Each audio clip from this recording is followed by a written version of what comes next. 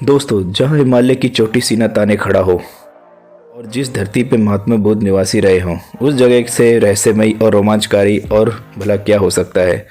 तो अब आप समझ ही गए होंगे कि हम किस देश के बारे में बात करने जा रहे हैं।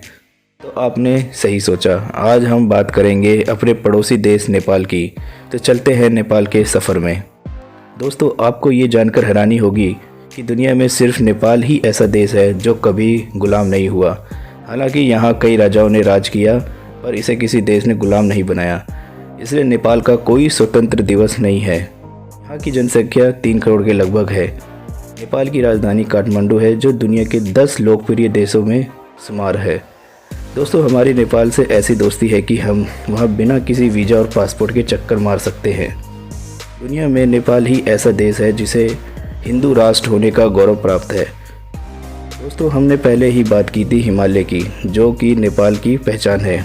इसलिए हम जब भी नेपाल का नाम कर लेते हैं तो माउंट एवरेस्ट की याद आती है। हालांकि आपको ये बता दूं कि दुनिया के 10 सबसे बड़ी चोटियों में 8 तो नेपाल में ही स्थित है और हिमालय दुनिया की सबसे बड़ी चोटी है।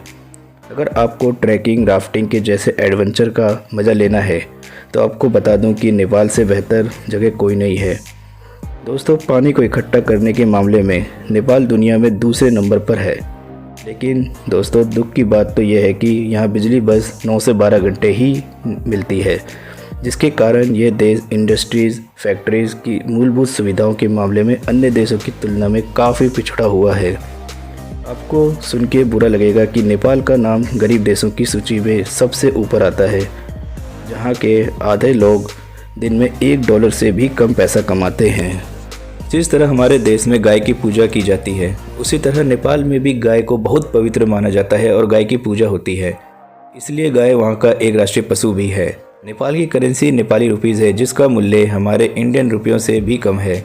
मतलब कि एक भारतीय रुपये वहाँ के ₹1.69 के बराबर है ना। ये मज़ेदार, कम पैसों में भी आप इतनी खूबसूरती देख पाएंगे।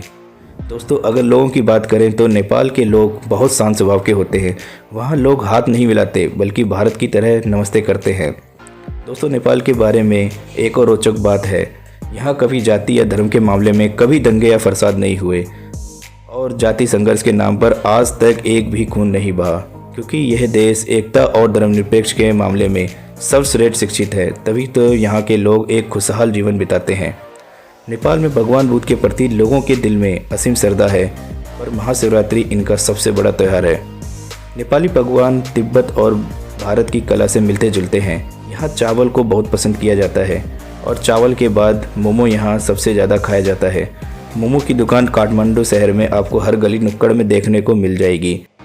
इन सब के अलावा यहाँ कई दुर्लभ जानवर हैं, जैसे एक सींग वाला गेंडा, बंगाल टाइगर, ऐसे कई पशुओं का बसेरा भी है। इन हसीन वादियों को देखने के लिए नेपाल में लोग दूर दूर से आते हैं। यही कारण है कि टूरिज्म नेपाल की अर्थव्यवस्था का अहम हिस्सा भी है। इसलिए यहाँ पर्यटकों की सुरक्षा को गंभीरता से लिया जाता है। तो दोस्तों, ये था हमारा पड़ोसी देश नेपाल, जहाँ की खूबसूरती का लुत्फ़ उठाने के लिए शायद आपको ज़्यादा सोचना न पड़े। अगर आपने कभी नेपाल की सैर की है तो हमें कमेंट सेक्शन में बताएं। उम्मीद करता हूँ कि आपकी ये वीडियो पसंद आई होगी। इसे लाइक करना, शेयर करना और सब्सक्राइब करना बिल्कुल ना भूलें।